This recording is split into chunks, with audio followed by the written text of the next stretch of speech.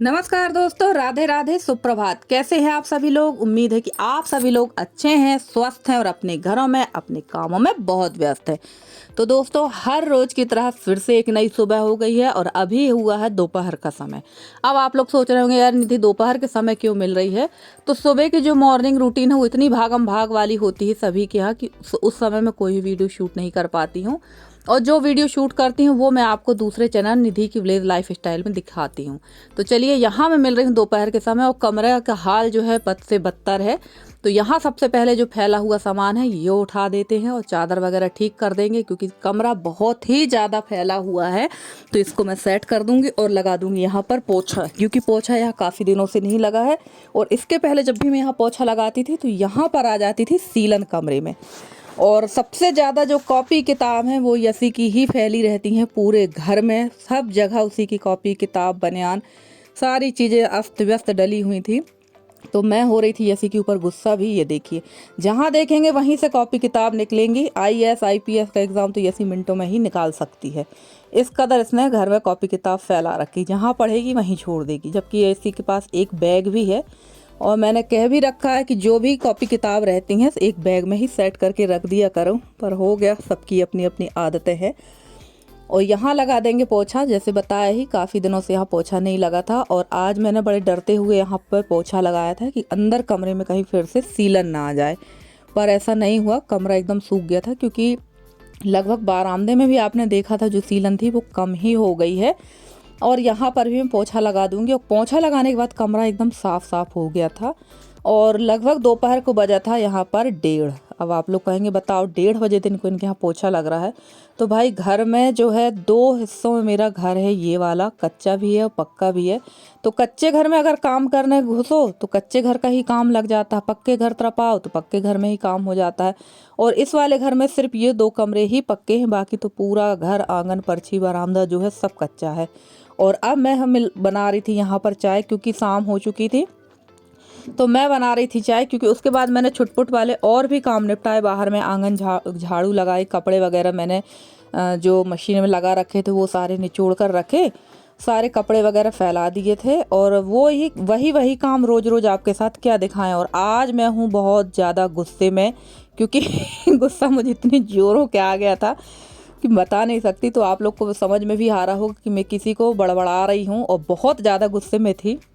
तो यहाँ पर अब ये मत सोचिएगा कि मैं हस्बैंड पे बड़बड़ा रही थी, क्योंकि हस्बैंड थे ही नहीं। कुछ सी बात पे से बच्चों के ऊपर ही कुछ बात हो गई थी, तो मैं बहुत ज़्यादा गुस्से में थी। और मेरे यहाँ कुछ बनने की तैयारी हो रही, जैसे कि मैंने आपसे बताया ही था कि जल्दी ही आप लोग के साथ शेयर करेंगे। तो यहाँ ये बैठे हुए थे, हस्बैंड भी आ गए थे और ये लगते हैं मेरे रिश्ते में देवर। तो कहते हैं ना, जो भूरा कुम्हड़ा होता है, कुम्हड़ा को औरतें नहीं काटती हैं। तो मैं काफ़ी देर तक मैंने विचार किया कि यार कट कर लेती हूँ। हर बार हर रोज़ किससे मैं हाथ पैर जोड़ूं कि मेरे यहाँ नारियल फोड़ दो, मेरे यहाँ कुम्हड़ा काट दो।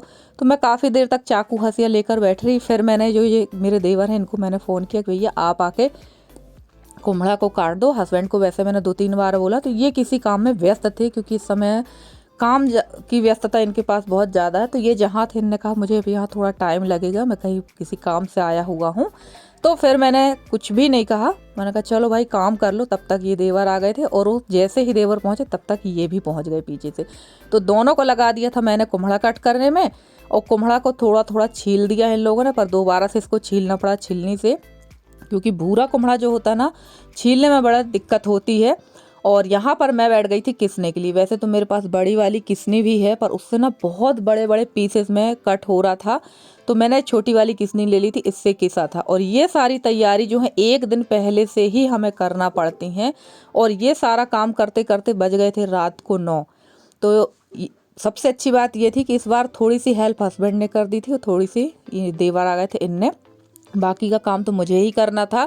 और ये सारी तैयारी जो है एक अकेले के बूते की नहीं होती हैं, एक ना 1 से 2 जन तो चाहिए ही रहता। और सबसे अच्छी बात यह है कि मैं जब भी ये सारी चीज़ें बड़े बड़े काम करने की सोचती हूँ ना, तो मुसीबत तो सबसे पहले घर में आके खड़ी हो जाती है। इसके बाद का जो ब्लॉग है वो भी मैं आप लोग के साथ शेयर कर रही हूँ। और ये सुबह टाइम की क्लिप है। यहाँ मैंने ये दाल भिगो रखी थी रात को ही, इसका कोई वीडियो नहीं बनाया था, क्योंकि ना इन लोग काफ़ी रात तक यहाँ बैठे रहे, 9 साढ़े 9 बजे तक। तो अच्छा नहीं लगता कि भाई काम हमारा, हम चाहे जिसका वीडियो बनाने लगे। और ये जो कद्दू मैं कद्दू नहीं, जो कुम्हड़ा था भूरा वाला, उसको किस के एक कपड़े में इस तरह से बांध के रख देते हैं वजन रख के, ताकि इसमें जितना भी पानी हो वो सारा पानी निकल जाए। और ये जो पानी है ये निकला था, ये जो जब हमें कद्दू किसी थी, कुम्हड़ा किसी थी, तब उस समय ये पानी निकला था। तो वो मैंने एक टंकी में रख लिया और इस पानी को अभी स्टोरेज करके रखेंगे फ्रिज में। और अब पीस लेते हैं मसाले। तो सबसे पहले यहाँ मैंने जीरा भूंजा है और मेथी भूंज लेंगे और इनको पीस के रख लेंगे, क्योंकि इन सब चीज़ों की तैयारी बड़ी लंबी चलती है।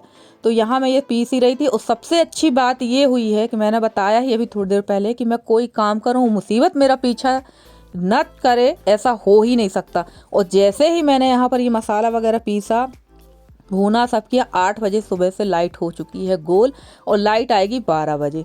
तो मैंने कहा ही था ना, मैंने सोचा ये था कि 8:30-9 बजे तक मेरी दाल भी धुल जाएगी और 12 बजे तक मैं बड़ी बिजोड़ी के काम से फ्री हो जाऊंगी, पर ऐसा बिल्कुल भी नहीं हुआ। मुसीबत, मैंने बोला कि मुसीबत तो पहले ही मेरे साथ आती है। अब लाइट गोल हो चुकी। इस बार सारे हेल्पिंग हैंड थे, किसी ने कद्दू किस दिया, किसी ने छील दिया, तो किसी ने दाल धो दी। तो इस बार लाइट ने ही सब सत्यानाश कर दिया है। तो आगे भी आप लोग के साथ शेयर करेंगे कि लाइट कितने बजे आई, कितने बजे मेरी दाल पिसी, वो भी आपको अगले ब्लॉग में ही देखने को मिलेगा। तो यहाँ पर सबसे पहले जीरे को भून लेंगे और मेथी भून लेंगे। और हम लोग जीरा, मेथी, हींग और डालते हैं अदरक और मिर्च। इसके अलावा हम लोग और कोई भी चीज़ नहीं डालते हैं। बहुत सारी सिस्टर लोग जो हैं वो डालती हैं गरम मसाला, धनिया पाउडर, पर हम लोग ये सारी चीज़ें यूज़ नहीं करते हैं। जो हमारे बड़े बुजुर्ग जिस तरह से बनाते थे, बस उसी तरह से हम लोग बनाते हैं कढ़ोरी बरी। आप लोग कढ़ोरी बरी कहते हैं, हमारे यहाँ भूरा कुम्हड़ा की बरी कहा जाता है। तो ये बनना बहुत ज़रूरी है। ये सबसे बड़े काम होते हैं ठंड के दिनों में, खासकर इस अगहन के महीने में। और हमारे यहाँ ये पूस के महीने में नहीं बनाई जाती। तो चलिए, यहाँ पर मैं बड़े उत्साह के साथ ये काम पे लगी हुई थी कि चलो आज मेरा काम बड़े अच्छे से, बड़े इत्मीनान से हो जाएगा। पर मुझे पता नहीं था कि परेशानी अभी आगे आने वाली है। तो चलिए, देखना आप लोग अगले ब्लॉग में ज़रूर देखिएगा कि कैसे कैसे मैंने क्या किया है, वो भी मैं आप लोग के साथ शेयर करूँगी। और धूप तो इस समय ठीक ही है, पर कल से धूप हल्की सी कम है, बहुत ज़्यादा चटक वाली धूप नहीं है। फिर भी ये है कि धूप आ रही है, मतलब बड़ी बेजोड़ी ख़राब होने के चांसेस बिल्कुल भी नहीं है। तो चलिए, यहाँ मैं पीस लूँगी मसाला। और मसाला थोड़ा मुझे मोटा ही चाहिए था, इसलिए मैंने मिक्सी का उपयोग नहीं किया है। मसाले इसमें पीस लेंगे, और पहले पीस लेंगे मेथी और पीस लेंगे उसके बाद जीरा। तो ये सारी चीज़ें पीस के रख देंगे। यानी तैयारी मैं पूरी कर रही थी। और इसके बाद मुझे धुलना थी दाल, कि चलो दाल धो लेंगे और सीधे दाल चक्की भेज देंगे पीसने के लिए, क्योंकि मैं दाल जो है घर पे नहीं पीसती हूँ। और फ्रेंड्स, हमारी जो दीदी हैं, किरण दीदी, इन्होंने कल कमेंट किया कि निधि उन्होंने कुछ दवाई बताई थी शायद। देखिए, मैं उनके कमेंट का रिप्लाई नहीं दे पाई हूँ। और दीदी कह रही थी कि मैं काफ़ी दिनों बाद तुम्हारा वीडियो देख रही थी, मैं राजस्थान घूमने चली गई थी। तो ठीक है दीदी, कोई बात नहीं, आप राजस्थान घूम के आई हैं। राजस्थान में आप कहाँ कहाँ घूमी हैं ज़रूर बताइएगा कमेंट करके। और हमारी प्यारी सी बहन रागनी ने भी कल कॉल किया था, पर जब रागनी कॉल कर रही थी तो उस समय मेरा वीडियो भी बन रहा था और मैं यही काम पर लगी हुई थी, इसलिए मैंने उनका फ़ोन नहीं उठाया। तो चलिए, अब मसाले वगैरह की तैयारी हो गई थी और लाइट भी गोल हो चुकी है। अब धुल लेते हैं, जब तक दाल देख लेंगे। 12 बजे ही लाइट आएगी। अब वेट करने के अलावा कोई उपाय नहीं है, तो अब वेट ही करेंगे। जब लाइट आएगी तब दाल जाएगी चक्की में पिसने के लिए, और फिर आज तो शाम, यानी आज का पूरा दिन ही लग जाना है। तो फ्रेंड्स, आज का वीडियो कैसा लगा आप लोग को ज़रूर बताइएगा कमेंट करके। अगर आज का वीडियो अच्छा लगा हो तो प्लीज़ वीडियो को लाइक करिए। चैनल पे नए हैं तो चैनल को सब्सक्राइब करके अपना प्यारा सा सहयोग और स्नेह मेरे साथ बनाए रखिए। मैं पूरी कोशिश कर रही हूँ कि आप लोगों के लिए बहुत अच्छे से अच्छे वीडियो लेकर आती रहूँ। और मेरे जितने भी नए सब्सक्राइबर हैं, पुराने सब्सक्राइबर हैं, सबका तहे दिल से धन्यवाद कि आप लोग मेरे वीडियोज़ को इतना पसंद करते हैं और आप लोगों ने इतना सहयोग मुझे दिया है। तो चलिए, यहाँ पर एक और हैं, वो दाल पीस रही थी और धो रही थी। मैंने उनका वीडियो नहीं बनाया है, क्योंकि हर किसी को वीडियो में आना अच्छा नहीं लगता है, और थोड़ा सा मैं डर के ही वीडियो बनाती हूँ। वैसे तो अभी तक के जो गांव के लोग हैं, घर परिवार के बहुत सारे लोग हैं जो कभी भी वीडियो में आने में मना नहीं करते, पर कुछ लोगों को आपत्ति होती है, तो वैसे मैं उन लोगों को कभी लेती भी नहीं हूँ ब्लॉग में। और आपत्ति सिर्फ मेरे घर के लोगों को ही है, बाकी मेरे अगल बगल मोहल्ला परिवार वालों को तो नहीं है। तो चलिए फ्रेंड्स, आज का ब्लॉग यहीं तक का था। और दाल धोने में लगभग हम लोग को बज गया था 11:30। तो 10:30 पौने 11, क्योंकि दाल जो हो छिलके वाली दाल है ना, बहुत टाइम लगता है इसको धुलने में और इसको साफ़ करने में। और ये अगर तालाब वगैरह नदी वगैरह में धो लो ना तो बहुत आसानी से साफ़ हो जाती है, पर घर पे धुलने में टाइम लगता है और पानी भी बहुत लगता है। और पानी तो बहुत हिसाब से ही मैं यूज़ करती हूँ। अभी हम लोग इसी में धो लेंगे और फिर इसके बाद साफ़ पानी में धो के दोबारा से इसको 2-3 पानी से खंगाल लेंगे। तो चलिए फ्रेंड्स, आज का आपका हमारा साथ इतना ही है। आज का वीडियो अच्छा लगा हो तो प्लीज़ वीडियो को लाइक करिएगा और अपना सहयोग बनाए रखिएगा। मिलते हैं अगले ब्लॉग में, तब तक के लिए bye bye and take care.